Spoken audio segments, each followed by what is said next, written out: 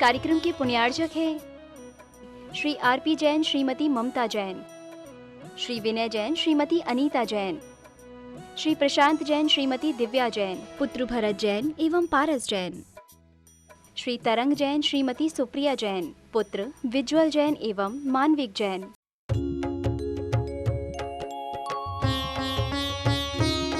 शक का समाधान।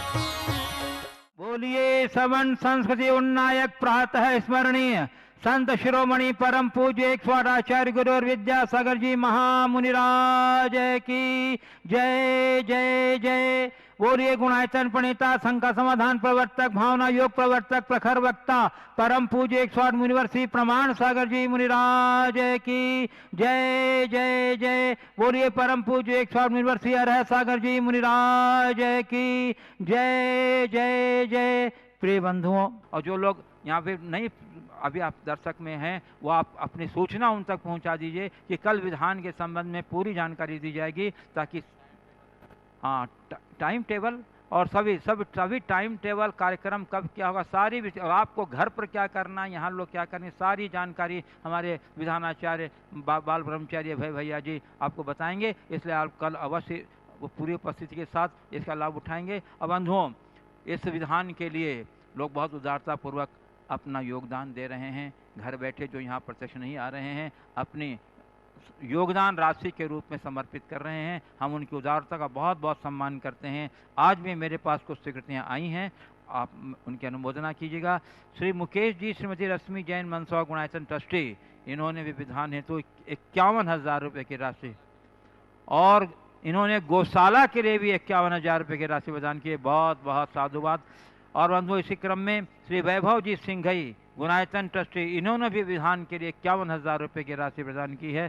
श्रीमती अल्पना जी, मनु मनी जैन, कानपुर, डॉक्टर श्री मनोज जी, संगीता सिंघई, इन्होंने भी विधान के लिए 11,000 रुपये की राशि प्रदान की है। हम सभी उदार मनाओं का बहुत बहुत स्वागत करते हैं। और आपका भी यदि मन बन रहा है तो पट्टी पर नंबर चल रहा है, उसके माध्यम से आप अपनी भावनाएं हमारे तक प्रेषित कीजिए। हम आपके नाम का यहाँ उल्लेख करेंगे प्रेरणा स्वरूप। चलिए, और अब मैं आपको लिए चलता हूँ शंका समाधान की ओर। और गुरु जी,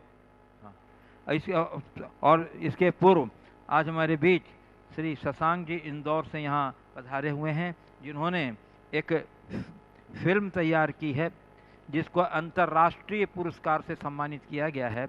वो फिल्म है वीर गोमटेशा, जिसके निर्माता हैं, निर्देशक हैं शशांक जी, शैलेंद्र जी जैन, और सह निर्माता सौरभ जैन और साधना मदावत हैं।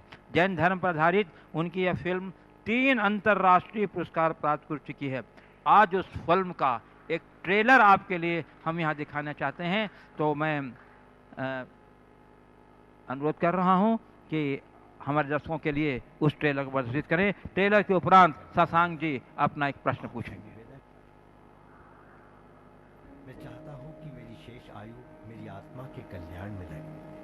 आपसे निवेदन है कि आप कृपा पूर्वक दीक्षा प्रदान करें। Hi, I'm Veer from Virtual Media. Welcome.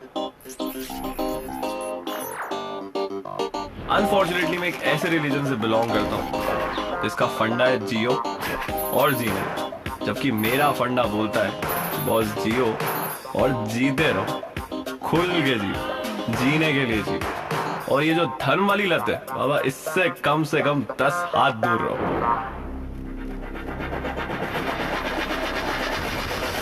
अरे बताओगे हुआ क्या है? तो सुनो,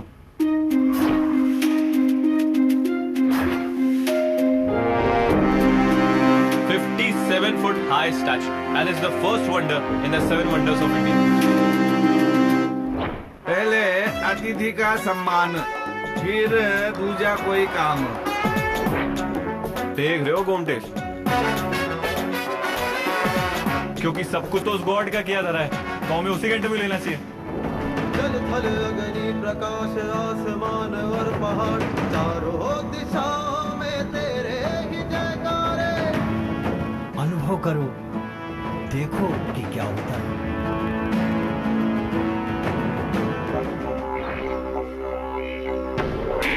बस करिए पापा, मैं ऐसे धर्म को बिल्कुल नहीं मानता जो एक बेटे को अपने बाप से अलग करे। ये जो संथारा संलेखना इन्हें तत्काल प्रभाव से खत्म कर देनी चाहिए। आपको जस्टिस मिलेगा। जस्टिस नहीं सर, रिवेंज चाहिए। सत्य को प्रमाण की आवश्यकता नहीं, पर समय आने पर हम वो भी देंगे। क्या है कि चंद किताबें पढ़ के हमें लगता है कि हम दुनिया के सबसे बड़े ज्ञानी हैं। लेकिन ये किताबें खुद बोलती हैं कि असली ज्ञान हमें जिंदगी सिखाती है।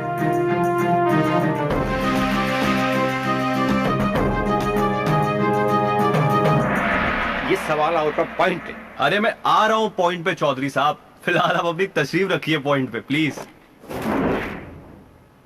राजा राणा छत्रपति हाथिन के सवार, मरना सबको एक दिन अपनी अपनी पार।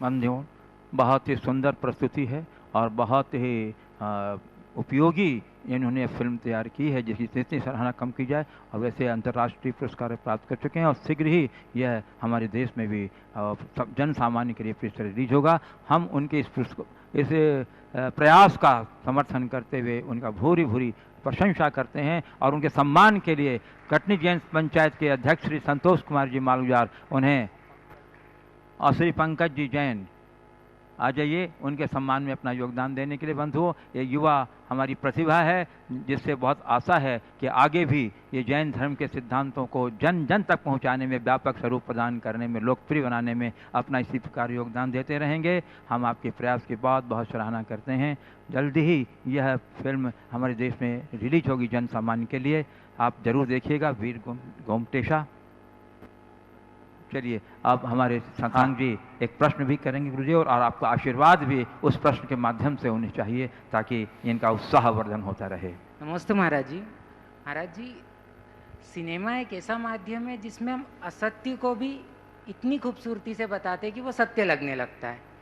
बट मेरा ऐसा मानना है कि अगर हम इसी माध्यम से सत्य को प्रमाणित करते हैं उसी खूबसूरती के साथ, तो वो कैसा रहेगा।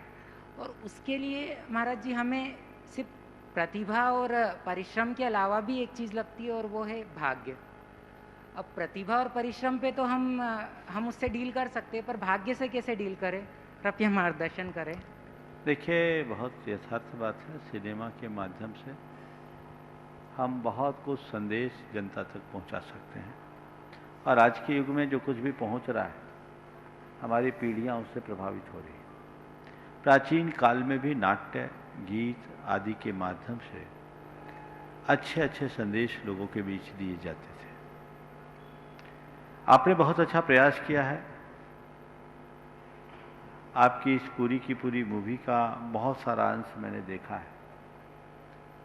पहले इसमें मार्गदर्शन भी दिया और उन्होंने उसे काफ़ी अच्छे से संशोधित करके समायोजित किया। गोमटेश्वर फिल्म मूवी का नाम क्या पूरा? वीर गोमटेशा। वीर गोमटेशा ये मूवी है और अपने आप में बहुत ही अद्भुत। और जैसा आपने बताया, अभी ये रिलीज नहीं हुई है और इसे पुरस्कार मिलना शुरू हो गया, और वाकई में ये पुरस्कार के काबिल है भी। मैंने इसका बहुल अंश देखा है, और संलेखना संथारा की वैधानिकता को इन्होंने जितने तार्किक और लालित्यपूर्ण तरीके से प्रस्तुत किया है, वो अपने आप में अद्भुत है। अभिनय भी बहुत जोरदार है। नास्तिक को आस्तिक बनाने में भी ये बहुत बड़ा निमित्त बनेगी। इसकी किरदार में जो इसका मुख्य नायक है, पहले घोर अधर्मी होता है और वही आगे चल करके संलेखना के पक्ष में वकालत करके पूरे केस को जिताता है। ये इसके पूरे की पूरी चीज़ है। शशांक भाई के लिए मैं इस कार्य के लिए आशीर्वाद देता हूँ। तुमने ये कार्य किया है, परिश्रम बहुत किया, धन भी खर्च किया है। ऐसे लोगों को प्रोत्साहन मिलना चाहिए। भाग्य की चिंता मत करो, पुरुषार्थ करते रहो। पुरुषार्थ भाग्य को बदलता है। तुमने जो भाव रख करके इसका निर्माण किया, निश्चित आजकल के समय में धार्मिक फिल्मों को लोग उतना महत्व नहीं देते, लेकिन ये अपने आप में बहुत अच्छी है और लोगों के लिए प्रेरणा मिलेगी। मेरा ऐसा विश्वास है। धैर्य के साथ काम में लगे रहो, हमारा आशीर्वाद। कुमार अतिशय जैन कटनी और उसके बाद तैयार रहेंगे श्री मुकेश रश्मि संघई गुणायतन ट्रस्टी मंदसौर। नमोस्तु महाराज जी, मेरे और मेरे परिवार की ओर से भी नमोस्तु। महाराज जी, मेरा प्रश्न है, प्रकृति एक पाठशाला है और हम उसके शिक्षार्थी हैं, तो महाराज जी हम प्रकृति से किस प्रकार शिक्षा ग्रहण करें ताकि हम सुखद, स्वस्थ और एवं समृद्ध जीवन जी सकें। नमोस्तु महाराज जी। देखिए, प्रकृति का रोम रोम हमें बहुत कुछ संदेश देता है, बशर्ते हम उस संदेश को ग्रहण करने की तत्परता दिखाएं। देखो, एक कली खिलती, उसका रूप सौंदर्य दिखता है, जो हमें प्रेरणा देती है कली की तरह खिले रहने की। उसी के सामने एक मुरझाया हुआ फूल रहता है जो हमें संकेत देता है अभिमान मुक्त जीने की, कि कली की तरह खिलो लेकिन अभिमान मत करो, मान के चलो कि ये खिलावट चंद दिनों की है। समझ गए? दृष्टि तुम्हारी होनी चाहिए। प्रकृति के रोम रोम से हम बहुत कुछ संदेश ले सकते हैं। हम पेड़ को देखें, स्वयं धूप खाता है, हमें छाया देता है। सर्दी गर्मी बरसात की बाधाओं को सहने के बाद भी हमें फूल और फल प्रदान करता है। इस बात का प्रतीक है कि यदि अपने जीवन को समर्थ बनाना चाहते हो तो सहन करो। समझ गए? सूरज को देखो, सूरज सतत गतिशील रहता है, प्रकाश फैलाता है, उगता है और उसका अस्त भी होता है, जो इस बात का संदेश देता है जब तक रहो तो हमेशा पूर्ण प्रताप के साथ जियो, लेकिन इस बात के भ्रम में कभी मत रहो कि ये प्रताप टिकाऊ होगा। चंद्रमा हमें संदेश देता है कि जब तक जियो पूर्ण ज्योत्सना के साथ जियो। तो हम लेना चाहें तो प्रकृति के कण कण से संदेश ले सकते हैं। प्रकृति की बात तो जाने दीजिए, हम हर व्यक्ति से कुछ सीख सकते हैं। एक विचारक ने बहुत अच्छी बात लिखी है, every man is a volume if you know how to read it. समझ गए? हर व्यक्ति अपने आप में एक बड़ा ग्रंथ है, यदि तुम उसे पढ़ना सीख लो। समझ गए? तो सीखने का अभ्यास करें। नमोस्तु महाराज। गुणायतन ट्रस्टी श्री मुकेश रश्मि सिंघई मंदसौर। उसकी बात तैयार रहेंगी श्रीमती शशि सोनू जैन सिहोरा। नमोस्तु गुरुदेव, नमोस्तु गुरुदेव, नमोस्तु हमारे पूरे परिवार की ओर से और पूरे समाज की ओर से नमोस्तु नमोस्तु नमोस्तु। गुरुदेव, मेरा प्रश्न है कि अर्जित धन को उपभोग और परमार्थ में किस तरह से, किस रेशो में खर्च करें, किसे उसको। आपने पूछा अपने अर्जित धन को परमार्थ के कार्यों में किस अनुपात में लगाएं। बहुत अच्छा सवाल है। देखिए, धन का अर्जन करना बुरा नहीं है, पर धन को अर्जित करके रोके रखना बुरा है। अगर शुभ संयोगों की प्रधानता से आपने अर्जित किया है तो आपको चाहिए कि आप उसका समय समय पर सदुपयोग करते रहें। अपने जरूरत के अनुरूप जितना आवश्यक है उतने का संचय करें, उपभोग करें। कुछ आपत्ति विपत्ति के लिए भी रख लें, लेकिन अच्छे कार्यों में जरूर लगाएं। हमारे यहाँ 3 प्रकार का अनुपात बताया गया है। सबसे उत्तम बताया कि आप अपने धन के 4 हिस्से कीजिए। पहला 25%, 50% से अपने और अपने कुटुंब का पालन कीजिए, सब प्रकार का मजा लीजिए। तो 50% से अपना और अपने परिवार का खर्च चलाएं। 25% आपत्ति विपत्ति के लिए सुरक्षित रख लें और 25% को दान करें, अच्छे कार्य में लगाएं। ये उत्तम दाता की पहचान है। दूसरा वो है जो अपने कुल आय के 6 भाग करे। समझ गए? और 3 भाग से अपने और अपने परिवार का भरण पोषण करे, यानी लगभग 49% अपने खर्चे में लगाए। 2 भाग आपत्ति विपत्ति के लिए बचा के रखे। 2 भाग आपत्ति विपत्ति के लिए बचा के रखे, यानी 33% बचा के रखे। समझ गए? तो 49 और 33 कितना हो गया? 82-83%। 6वां भाग यानी 16.25% दान में लगाए। और तीसरे दाता की बात करते हुए कहा वो अपनी आय के कुल 10 भाग करे, उसमें 6 भाग यानी 60% अपने और अपने परिवार के खर्च में लगाए, 30% बचत करे और 10% का दान करे। यही संयोजना होनी चाहिए।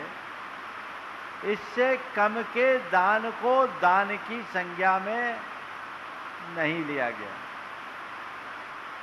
तो न्यूनतम 10% का दान करना चाहिए, और 10% का दान भी उसे जो 60% खर्चा कर रहा है। आजकल देखो तो 10% खर्चा नहीं है, सब है कैपिटल गेन करने में लगे हुए हैं।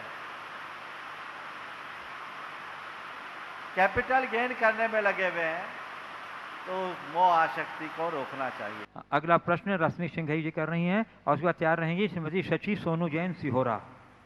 नमोस्तु नमोस्तु नमोस्तु गुरुदेव। प्रश्न पूछने से पहले मैं आपको एक जानकारी देना चाहती हूँ कि शिकागो अमेरिका से किरीट भाई शाह जो गुणायतन के संरक्षक हैं, उन्होंने अंतर्राष्ट्रीय वेबिनार जो पिछले दिनों आयोजित हुई थी उसके लिए पूरी समाज की तरफ से बहुत बहुत धन्यवाद प्रेषित किया है।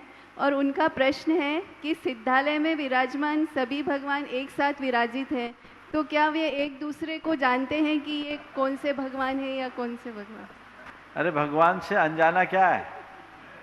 वो तो त्रिलोक और त्रिकालवर्ती समस्त पदार्थों को जानते हैं, और वो अमूर्त हैं। वहाँ तो सब एक हो जाते हैं।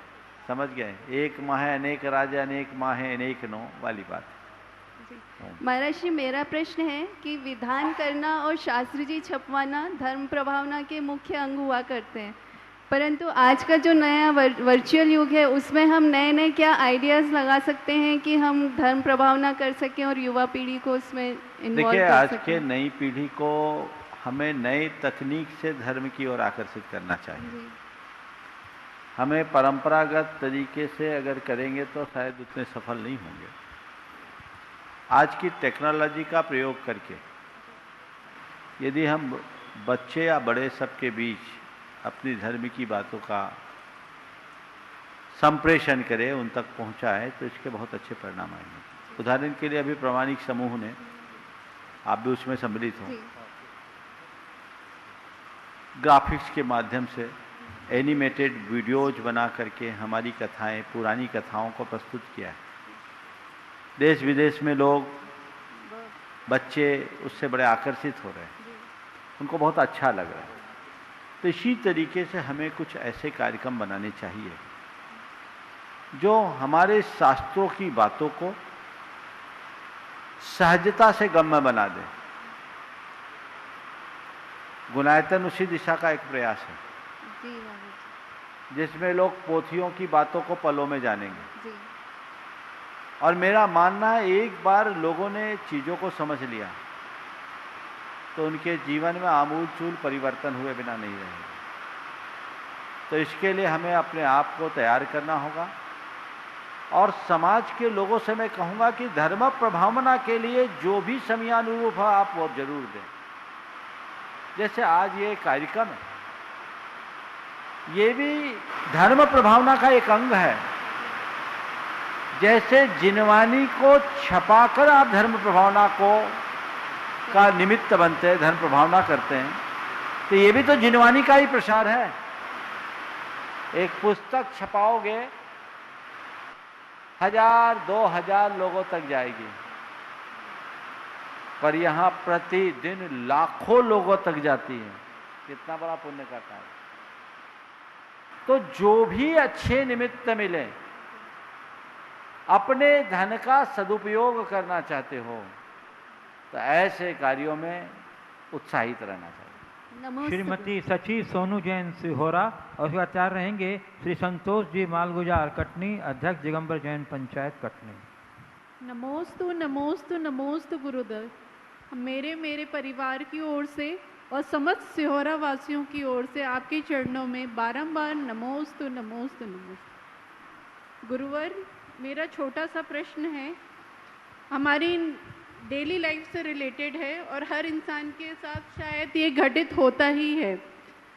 सामने वाले के प्रति हमारी कोई दुर्भावना नहीं है, पर यदि उसके साथ कोई कटु स्मृति जुड़ी हो और जीवन भर हम उन रिश्तों से दूर भी नहीं जा सकते हों, तो हम अपने मन को किस तरह समझाएं ताकि ना हम अपने मन को दुखी करें और ना ही सामने वाले के मन को। मुझे लगता है पहला वाक्य आपका कहीं चूक गया। सामने वाले के प्रति हमारी कोई सद्भावना नहीं है की जगह होना चाहिए दुर्भावना। मैंने दुर्भावना ही कहा है। हाँ? दुर्भावना कहा हो है। सकता है मास्क के कारण यहाँ आते आते सद्भावना में बदल गया हो। हमने सद्भावना सुना। तो देखिए, अगर कोई कटु स्मृति आए तो उसे केवल स्मृति का विषय बनने दो, उससे प्रभावित न हो। बात को सुनो। हमारे स्मरण में तो बहुत सारी चीजें होती हैं, निमित्त पाकर के वो बातें उभरती है, उभरेगी। लेकिन ऐसी बातें यदि मन में उभरे और हम उसमें बह जाएं तो गड़बड़ है। तो जब भी ऐसी कटु स्मृतियां आए, तुरंत अपने मन से कहा, अरे वो तो बीते समय की बात है, लेट अस गो, हो जाने दो। हम तो उसको माफ कर चुके हैं, हमने इसका पटाक्षेप कर दिया है, अब दोबारा उस तस्वीर को हमें नहीं खोलना है। वो दृश्य बदल चुका, वो सीन चेंज हो गया। उस समय यदि आप अपने मन को ऐसा संबोधन देंगे तो जो उभार आता है ना, वो शांत हो जाएगा। और ऐसी स्मृतियां उभरी और आप बह गए तो 100% दुर्भावना बढ़ेगा, दुर्भावना बढ़ेगी, और वो दुर्भावना आपके मन को अशांत भी करेगी और पाप का भागीदार भी करेगी। श्री संतोष जी मालगुजार, अध्यक्ष दिगंबर जैन पंचायत कटनी। उसके बाद तैयार रहेंगे श्री गुणायतन के शिरोमणि संरक्षक अतुल शीतल लाधानी, बक्सरा, गुजरात। नमस्ते महाराज जी। हाँ बोलो। महासागर जी महाराज जी को और अरह सागर महाराज जी का, मेरा परिवार का और मेरा नमस्कार, बारंबार त्रिबार नमस्कार। महाराज जी, मेरा जीवन के 83 वर्ष पूरे हो चुके हैं। आज जन्मदिन है जी, बोलो। 83 वर्ष पूरे हो चुके हैं महाराज जी। 84वें वर्ष में प्रवेश किया है। आपका आशीर्वाद चाहता हूँ महाराज जी। मेरी शारीरिक क्षमता, श्रवण शक्ति, चक्षु शक्ति, स्मरण शक्ति क्षीण होती चली जा रही है। मैं आपसे अपने समाज के अध्यक्ष पद से भी एवं अपने और सामाजिक पदों से पूर्ण रूप से छोड़ना चाहता हूँ, परंतु मैं जब भी जाप करने बैठता हूँ तो मेरे सामने मन में ऐसे ऐसे विकल्प उठते हैं, ये भी यह काम बाकी रह गया है, वह करना है, ऐसा रह गया है, उसको पहुँचना है, इसको करना है। ऐसी सारी प्रवृत्ति मेरे मन में घूमती रहती है। मैं करूं क्या?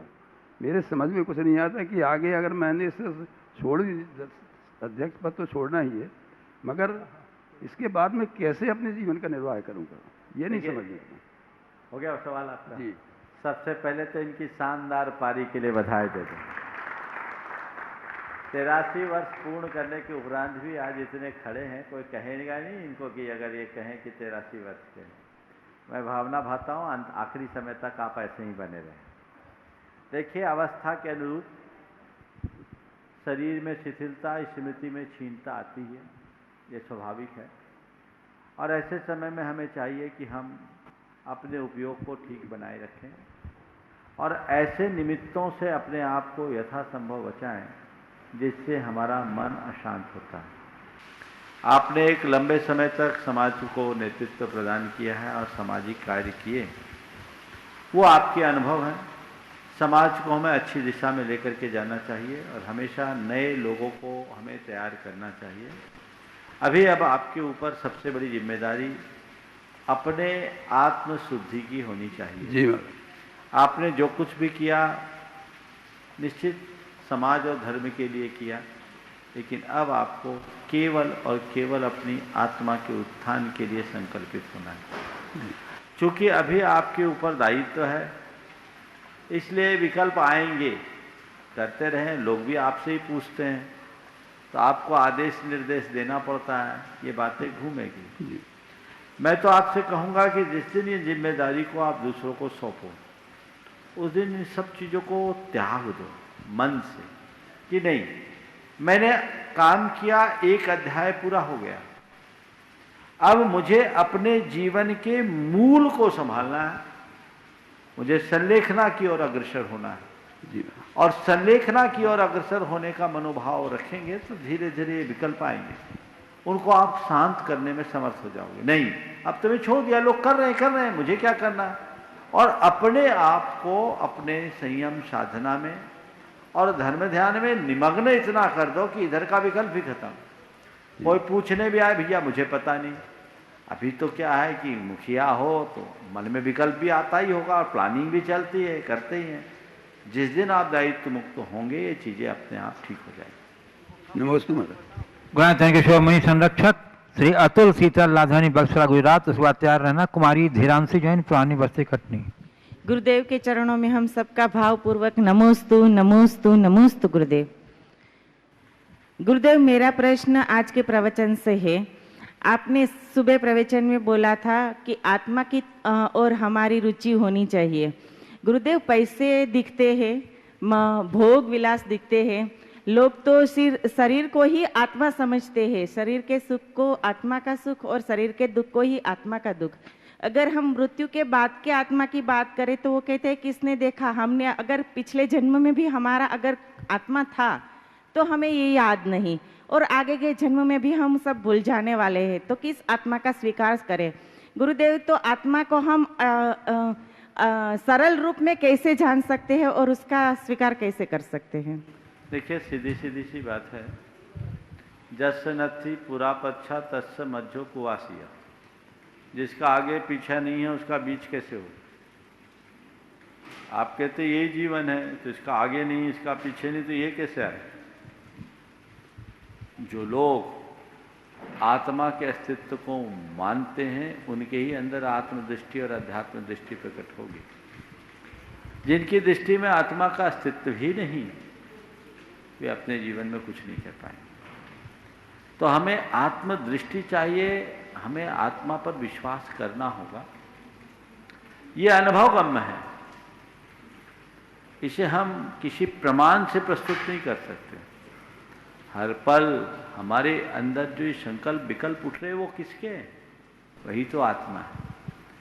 और ये श्रद्धान जिसके अंदर जमता है उसकी ही आत्मरुचि जगती है। जो पूरी तरह से देह बुद्धि में लिप्त होते हैं, शरीर की उत्पत्ति को ही अपनी उत्पत्ति और शरीर के विनाश को ही अपना विनाश मान करके चलते हैं, उनके लिए बातें बेमानी है और उनके लिए फिर किसी उपदेश का भी कोई अर्थ नहीं। उनका तो एक ही मकसद है, जब तक जियो सुख से जियो, कर्जा लो और घी पियो। उनके लिए हम क्या कहें, मरने के बाद तो लौटाना नहीं। ये बातें उनके लिए नहीं, ये बातें उनके लिए है जो यथार्थ में आत्मा के अस्तित्व पर विश्वास करते हैं। तो ये विश्वास की चीज़ है, अनुभव की चीज़ है और ये सत्य है, चिरंतन सत्य है, हम माने चाहे न माने। और जब हम अपने भीतर झांक कर वैसा आभास करते हैं तभी हमारे जीवन में बदलाव आता है। बंधुओं, इन्हें आगामी विधान के 2 प्रमुख मंडलों में से एक प्रमुख मंडल के पुण्य अर्घ्य का सौभाग्य प्राप्त हुआ है। हम आपके सौभाग्य की सराहना करते हैं, अभिनंदन करते हैं। कुमारी रीता, कुमारी झिरांशी जैन, पुरानी बस्ती कटनी। और उसके बाद तैयार रहेंगे श्री रमेश जी, इंजीनियर सतना। गुरुदेव, आपके चरणों में मेरा बारंबार नमोस्तु। गुरुदेव, मैंने कहीं पढ़ा था कि आध्यात्मिक क्षेत्र में इतना बिजी हो जाओ कि सुख की लाइन लग जाए, और अगर दुख आने की कोशिश भी करे तो उसे ये सुनाई दे कि इस रूट की सारी लाइनें व्यस्त हैं। तो गुरुदेव, हम आध्यात्मिक क्षेत्र में किस प्रकार व्यस्त हों कि दुख के लिए सारी लाइनें व्यस्त हो जाएं? बहुत सुंदर। आध्यात्मिक क्षेत्र, जिसकी भी ये पंक्ति बहुत अच्छी बात है। आध्यात्मिक सुख में इतनी व्यस्त, आध्यात्मिक क्षेत्र में इतना व्यस्त हो जाओ कि सुख की लाइन लग जाए, और दुख आने भी लग चाहे तो उसे सूचना मिले कि अभी ये लाइन व्यस्त है। देखिए, आध्यात्मिक क्षेत्र में आगे बढ़ने के लिए व्यक्ति को 4 स्तर पर काम करने की जरूरत है। सबसे पहले अपनी दृष्टि में अध्यात्म जगाए। दृष्टि में अध्यात्म जगते ही हमारी अध्यात्म में रुचि बढ़ेगी, आत्मदृष्टि होगी, देह दृष्टि खत्म होगी। तो अपनी दृष्टि में अध्यात्म यानी आत्मा को दृष्टिगत रखते हुए आप अपना काम करें। अगर दृष्टि में अध्यात्म आ गया तो जीवन में एक बड़ा बदलाव आता है। दूसरी बात, हम अपने आप में जितना बन सके आध्यात्म से जुड़े हुए क्रियाकलापों में लगाएं। ध्यान करें, सामायिक करें, स्वाध्याय करें, सत्संग करें। ये सब हमारी आध्यात्मिक अभिरुचि को बढ़ाने में मददगार है। इससे हमारा मन चार्ज होता है। ऐसा अभ्यास नियमित और निरंतर बनाने की कोशिश करें। अगर इस तरीके का अभ्यास हम बनाएंगे, हमारी आध्यात्मिक रुचि बढ़ेगी और हम इन कार्यों में अपने आप मगन हो जाएंगे। फिर बाकी चीज़ें हमें ज़्यादा प्रभावित नहीं कर पाएगी। तीसरी बात, निरंतर अपनी आत्मा की भावना भाए, धुन लगा ले, बस सोहम सोहम सोहम सोहम अंदर गूंजनी चाहिए। और चौथी बात, हर पल संसार की नश्वरता का चिंतन करें। तो यदि ये चारों बातें अंतरंग में जम जाएगी तो फिर अध्यात्म के प्रति स्वाभाविक रुचि उत्पन्न होगी और ऐसा व्यक्ति फिर कभी अशांत नहीं होगा। श्री रमेश इंजीनियर सतना। और उसके बाद तैयार रहेंगी श्रीमती वंदना जैन सतना। मुनिद्वय के चरणों में नमोस्तु। महाराज, श्री श्रावक की साधना और संत की साधना में बुनियादी क्या फर्क है, और श्रावक की साधना संत की साधना में कैसे परिवर्तित हो जाती है, कृपया बताने का कष्ट। श्रावक की साधना और संत की साधना में बुनियादी फर्क। पहले तो श्रावक और संत में बुनियादी फर्क बता दूं तो साधना में फर्क समझ में आ जी महाराज। श्रावक और संत की में बुनियादी फर्क क्या है?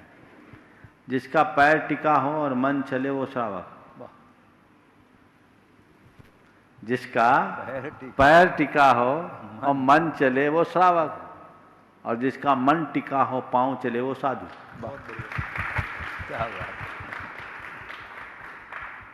और यही दोनों में बुनियादी अंतर है, और इसी कारण दोनों के साधना में भी अंतर है।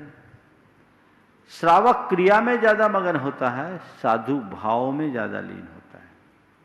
श्रावक में प्रवृत्ति है, साधु जीवन में निर्वृत्ति है। श्रावक में ज्यादातर राग की प्रधानता होती है और साधु वैराग्य की ओर अग्रसर होता है, वीतरागता की ओर अग्रसर होता है। तो दोनों में ये मौलिक अंतर है। श्रावक की साधना संत की साधना में परिवर्तित कैसे हो? जिस दिन श्रावक अपने भीतर संतत्व को जगा लेगा तो वो भी परिवर्तित होगा। हमारे शास्त्रों में कुछ प्रसंग में गृहस्थों को भी मुनि के समान कह दिया।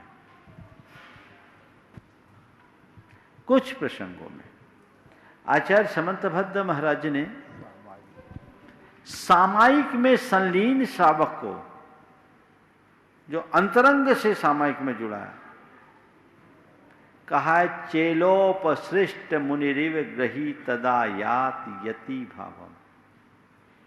जैसे कोई मुनि ध्यान में मगन है और ऊपर से कोई कपड़ा डाल दे तो मुनि मुनि ही है, उसका उस कपड़े से कोई राग है क्या? इसी तरह जब सब विकल्पों से निवृत्त होकर कोई श्रावक सामायिक में डूब जाता है तो उतनी देर के लिए वो कपड़े वाला मुनि बन जाता है। चेलोपश्रेष्ठ मुनिरिव गही तदा यात यति भाव। ऐसा समझ। नमोस्तु महाराज। श्रीमती वंदना जैन सतना स्वाचार्य रहेंगी, श्रीमती रीता जैन कटनी। बोलो। आपको देख के बोला ही नहीं था। चलो। महाराज जी, जब परिवार में किसी बच्चे का जन्म होता है तो बहुत खुशियाँ बढ़ जाती हैं और कुछ दिनों तक बढ़ के फिर सामान्य हो जाती हैं, किंतु जब उसी परिवार से कोई बेटा जाता है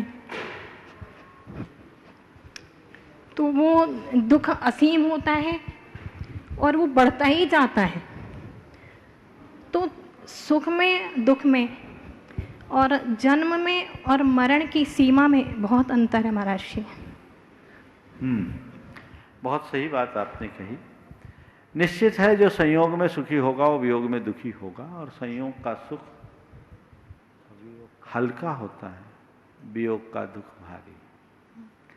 पर ये सब चीजें किसमें होती हैं? जिसकी आध्यात्मिक चेतना अभी जागृत नहीं हुई। जो आध्यात्मिक चेतना से संपन्न होता है उसके लिए संयोग वियोग महज संयोग वियोग होते हैं, वो उनसे ज्यादा प्रभावित नहीं होता। न तो वो संयोग में ज्यादा सुखी होता है, न ही वियोग में ज्यादा दुखी। हमारा है क्या? जो जन्मा वो भी हमारा नहीं, जो मरा वो भी हमारा नहीं। सच्चाई को समझो, हम किसको अपना मान रहे हैं? यही तो हमारा अज्ञान और भ्रम है। उस भ्रम से हम मुक्त होंगे, रास्ता प्रशस्त हो जाएगा। तो हम किसको समझे ये हमें देखने की जरूरत है। अगर हम ऐसी स्थिति अपनाएंगे तो ये दुविधा नहीं होगी, और जिसके अंदर ऐसा आत्मज्ञान नहीं है वो जिंदगी भर रोएगा, क्योंकि एक जाएगा, एक आएगा, दूसरा जाएगा, फिर दूसरा आएगा, तीसरा जाएगा, लाइन तो लगी है। सर्वे संयोगा विप्रयोगांताः, संयोग वियोग मैं है। इस सूत्र को समझिए और उसी अनुरूप जीवन जीने का प्रयास कीजिए। श्रीमती रीता जैन कटनी। आप जब से कटनी आए हैं हम लोग तब से प्लान बना रहे हैं आने का, और अभी तक आने में इतनी मुश्किल हुई। तो इसमें हमेशा चिंतन बना रहता, तो क्या पीड़ा चिंतन में आए गए। देखिए, प्रशस्त निमित्तों को प्राप्त करने की भावना ये पीड़ा चिंतन नहीं, एक सद्भावना है। आप क्या, पूरा देश व्याकुल है, सब जहाँ के तहाँ है, पर सौभाग्य मानो कि कम से कम एक्चुअल नहीं तो वर्चुअल तो मिल रहा है ना, उसका लाभ लो। निश्चित इतने पास आने के बाद निकट से सानिध्य न मिल पाने में कठिनाई तो होती है, लेकिन परिस्थितियां सबको पता है, और आने वाले दिनों में और परिस्थिति दिनों दिन बिगड़ ही रही है। इसलिए हमें अपेक्षित सावधानी तो रखना ही चाहिए। ये समय संयम का है, भावनाओं पर नियंत्रण का है। ये काल बीते ऐसी भावना भाव, नित्य प्रति जल्दी सुकाल आए। सारे लोक में शांति की मंगल कामना करो, जिससे हम कुछ अच्छा कर सकें। श्रीमती रीता जैन कटनी विचार रहेंगे, साधक जैन सतना। नमोस्तु गुरुदेव। गुरुदेव, मेरा प्रश्न यह है कि जब दूसरों को समझाना कठिन हो जाए तो हम अपने आप को सरलता से कैसे समझाएं और हमें व्याकुलता भी ना हो और सामने वाला समझने भी तैयार हो जाए। दूसरे को समझाना कठिन हो जाए तो हम अपने आप को कैसे समझ पाएं, खुद को कैसे समझाएं, ताकि व्याकुलता भी ना हो और सामने वाला समझ जाए। देखिए, एक तो कहावत है, सीख ताहे को दीजिए जाको सीख सुहाए। सीख जो दिनी वानरा बैयों को घर जाए। वो चिड़ियों ने बया ने बंदर को कहा था अपना घोंसला क्यों नहीं बना लेते हो, घर बनाना भी नहीं सीख पाए। तो बंदर ने कहा बनाना भले नहीं सीख पाया पर मिटाना जरूर जानता हूँ। कहानी आप सबको पता है।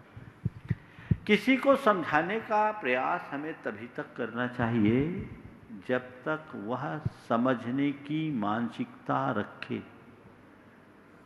यदि उसकी मानसिकता नहीं है तो आप उसके प्रति तटस्थ हो जाओ। कदाचित बच्चों के लिए तो फिर भी आप बार बार प्रेरित कर सकते हो, बड़ों के साथ ऐसा करना कतई उचित नहीं। समझ में आ रहा है, नहीं समझ रहे तो हम समझ लेना, उनकी वो जाने हमारी हम जाने। पर उस समय अधीरता होती है, फिर पीछे पड़ जाते हैं, और जब पीछे पड़ते हैं तो नतीजा सब भोगते ही हैं। तटस्थ हो जाइए, जो जिसको करना है वो करे, हम क्यों समझाएं। मैं आपको एक परिवार का उदाहरण देता हूं। पत्नी बड़ी धर्मात्मा और पति घोर अधर्मी, माने उत्तर और दक्षिण ध्रुव, विपरीत डायरेक्शन। एक बार किसी ने मेरे सामने एक धर्मपत्नी से कहा, आप अपनी पत्नी को नहीं समझाते। थे वो प्रोफेसर। बोले मैं क्या समझाऊं, वो प्रोफेसर है, रोज यूनिवर्सिटी में पढ़ाते हैं, मैं क्या समझाऊं। वो समझदार हैं। हम लोगों ने तय कर रखा, मेरी रुचि के अनुरूप मैं जीऊंगी, उनकी रुचि के अनुरूप वो जीऊंगी। बोले महाराज जी मैं आज तक उनको कभी नहीं बोलती, मालूम है रोज अभी मुझे बाहर वही छोड़ के गए। उन्होंने बोल दिया 1 घंटे में मैं आ रहा हूँ लौट के लेने के लिए। वो लेने के लिए भी आएंगे, अंदर नहीं आना चाहते। मैंने आज तक बोला भी नहीं कि अंदर चलो, उनकी रुचि नहीं है। मैंने तय कर रखा, जिन दिन उनका पुण्य जगेगा और जिस दिन उनको समझ आएगा वो अपने आप आ जाएंगे, मैं क्यों बोलूं। और आपको बताऊं, जिस स्थान की बात है वहां हमारा चातुर्मास चल रहा है। उन्होंने एक बार भी अपनी धर्मपत्नी से नहीं कहा, धर्मपत्नी ने एक बार भी उनसे नहीं कहा, पर जिज्ञासा तो रहती है। रोज आ रहे हैं, सैकड़ों लोग आ रहे हैं, जा रहे हैं, दूर दूर के आ रहे हैं। प्राय वो आदमी अपनी धर्मपत्नी को छोड़ने आता था, लेने आता था। कई दिन हो गए, उसके 1-2 मित्र थे जैन। अब पत्नी से कैसे बोले, तो अपने एक मित्र से बोला, भैया एक बार हमें महाराज के दर्शन करने चलना है, तुम ले चलोगे। तो मित्र भी जानता था, सोचा ये क्या बात है, आज पश्चिम दिशा का सूरज कैसे उगा है। लेकर आए। आने के बाद जब वो व्यक्ति बैठा, मुझसे थोड़ी सी चर्चा की। उसने कहा महाराज मुझे ऐसा लग रहा है कि मैंने अपने 52 वर्ष खो दिए आप लोगों से दूर रहकर।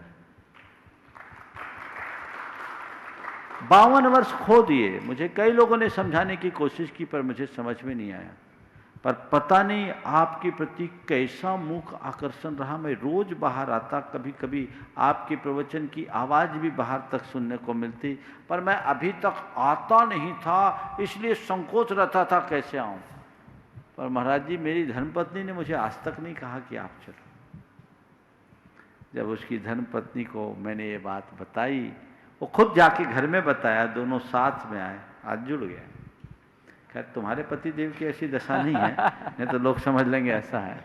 इस संदर्भ में मैं बात नहीं है, मैं केवल एक बात कह रहा हूँ। तुम्हारा तो सुधीर बिल्कुल ठीक है, लेकिन मैं बात केवल इस संदर्भ में कह रहा हूँ कि कोई व्यक्ति अगर समझने को राजी नहीं है तो खुद समझ लो कि इसे समझाना ठीक नहीं है।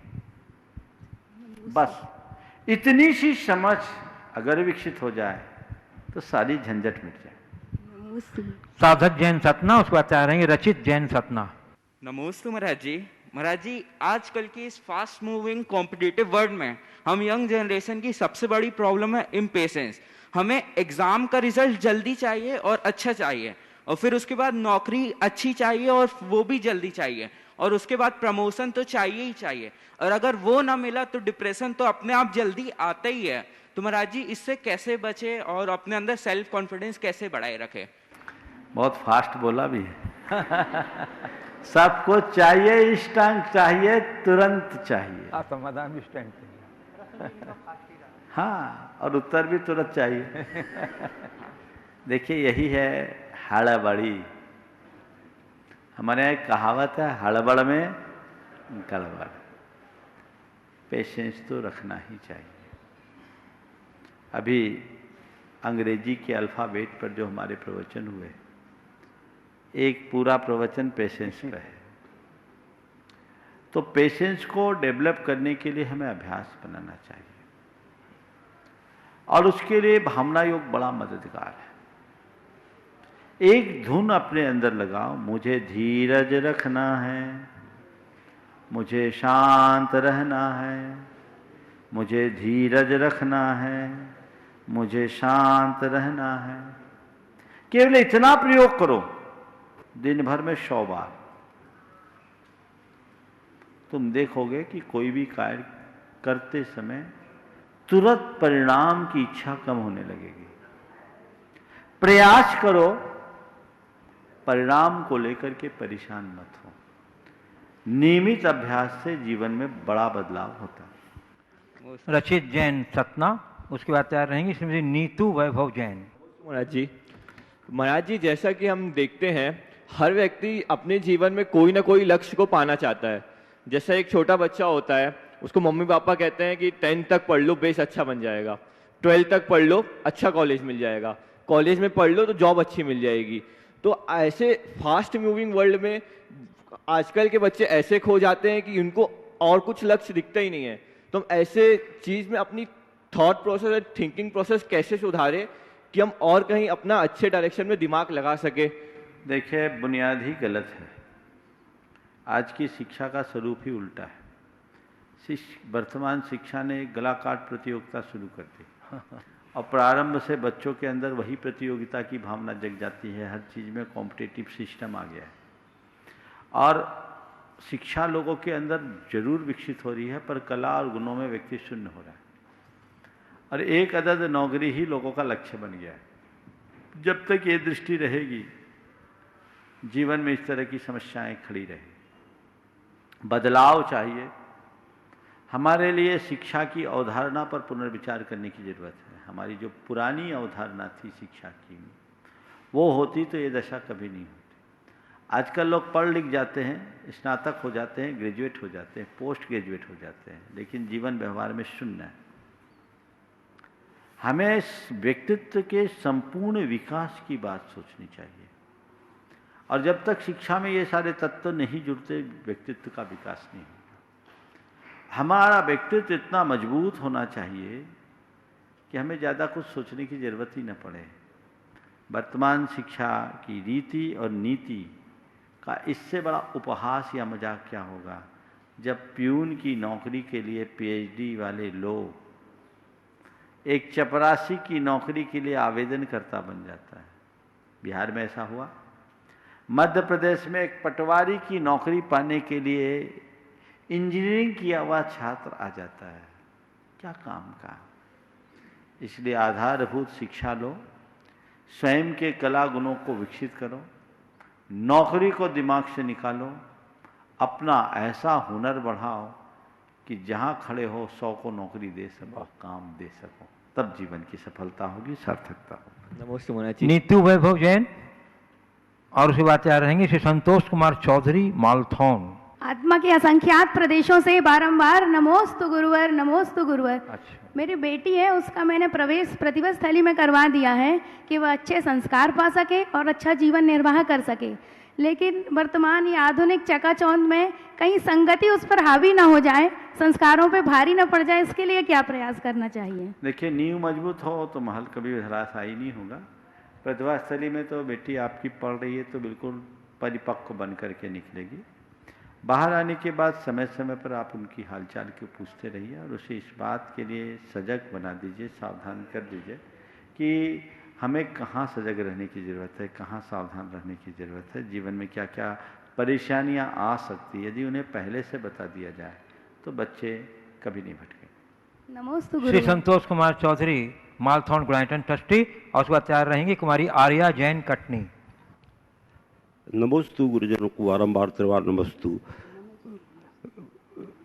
महाराज श्री, जब हम लोग स्वाध्याय करते हैं तो कई प्रश्न दिमाग में अनायास से आ जाते हैं, जैसे कि मनुष्य लोक में तो सूर्य चंद्रमा है, इससे समय का विभाजन हो जाता है, किंतु स्वर्ग और नरक में तो सूर्य चंद्रमा है नहीं, तो वहाँ पर कैसे होता होगा? यह व्यवहार काल की सारी व्यवस्था मनुष्य लोक में है, बाकी जगह नहीं। समझ गए? तो ऐसी समस्याएं और भी अन्य चीज़ों में आती हैं जो कि मतलब हम लोग अविश्वास टाइप को एक दिमाग में पनक के, और भी ऐसे सारे प्रश्न हो जाते हैं। हाँ, तो जो है उसको नोट कर लिया करो और गुरुओं के पास जाके पूछ लिया करो। समझ गए? वहाँ अपने यहाँ कहा गया ना, मेरु प्रदक्षिणा नित्यगतियों निलोके तत्कृतः काल विभागा बहिरवस्थिता।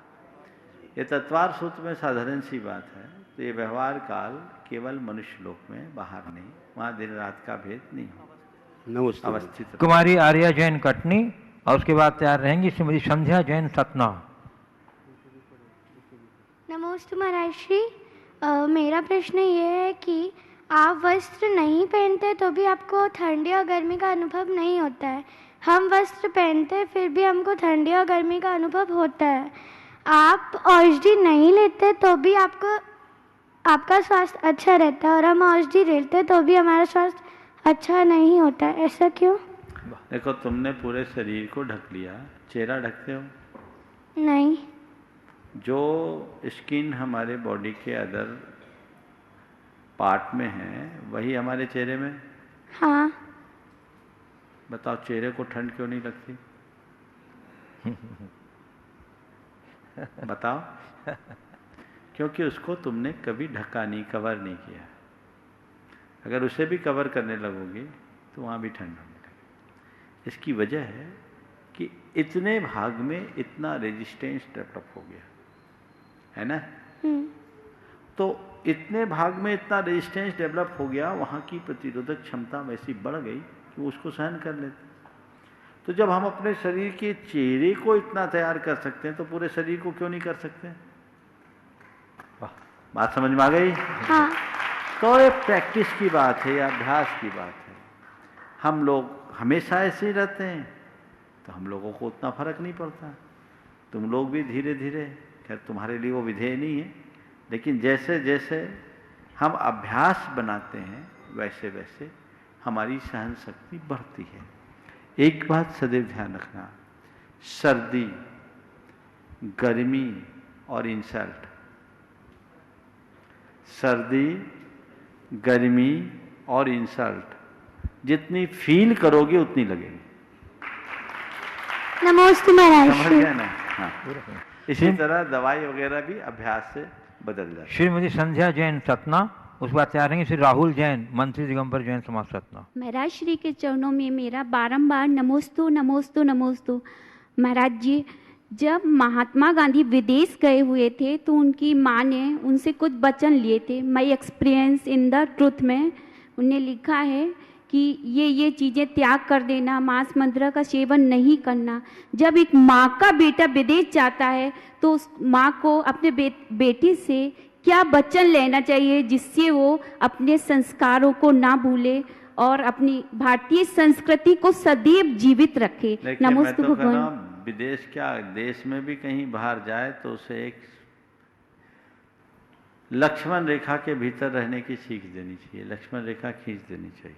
गांधी जी के लिए उनकी माँ ने 3 प्रतिज्ञा दिलाई थी, मांस नहीं खाना, मदिरा नहीं पीना और परस्त्री सेवन नहीं करना। उन्होंने लिखा कि अगर मेरी माँ ने मुझे ये 3 प्रतिज्ञाएं नहीं दिलाई होती तो मैं भ्रष्ट हो जाता। ये प्रतिज्ञा उनके लिए सुरक्षा कवच बन गई।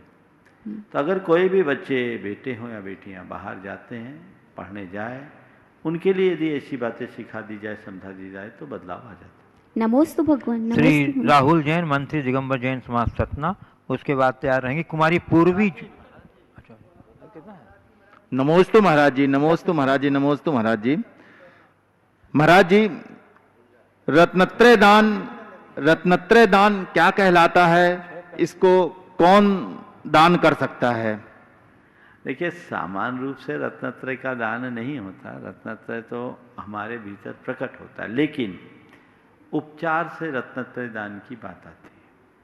और ऐसा लिखा है कि आहार दान देने से रत्नत्रय का दान हो जाता है, क्योंकि आप लोग मुनियों को आहार देते हैं और आपके आहार से मुनियों की चर्या पलती है। तो आपके आहार से मुनियों का रत्नत्रय पलता है। तो कई जगह शास्त्रों में लिखा कि भोजन दानम दिन्ने रत्नत्रय दानम किदा होती, कि भोजन दान देने से रत्नत्रय का दान हो जाता है। नमोस्तु महाराज जी। नमोस्तु महाराज जी, मेरे और मेरी परिवार की तरफ से आपको 3 बार नमोस्तु नमोस्तु नमोस्तु। महाराज श्री, मेरा प्रश्न यह है कि मैं बूढ़े लोगों को देखती हूँ तो वो झुककर लाठी पकड़कर चलते हैं, तो फिर जैसे हम बड़े लोगों से पूछते हैं कि ऐसा क्यों होता है तो वो कहते हैं कि ये अर्धमृतक के समान है। तो महाराज श्री, अर्धमृतक क्या कहलाता है? पंडित जगन मोहन लाल जी कहा करते थे कि अर्धमृतक किसको कहते हैं। तो उन्होंने कहा मुर्दे को 4 उठाते हैं और अधमरे को 2। जैसे उठाने के लिए 2 आदमी लगे वो समझ लो अर्धमृतक, समझ गए। वो कहते थे कि मुर्दे को 4 तो मरे को 4 उठाए तो अधमरे को 2, समझ गए। तो ये स्वाभाविक है, शरीर शिथिल होता जाता है और उससे हमें सीख लेना चाहिए, वैरागी की प्रेरणा लेनी चाहिए। इस प्रकार आज के सत्य को परम पूज्य गुरुदेव के चरणों में नमन अर्पित करते हुए यहीं पर विराम। बोलिए परम पूज्य आचार्य विद्यासागर। नमोस्तु महाराज, नमोस्तु। बोलिए परम पूज्य स्वामी मुनिवर्षि प्रमाण सागर जी महाराज की जय। मुनिवर्षि हरिहर सागर जी महाराज की जय।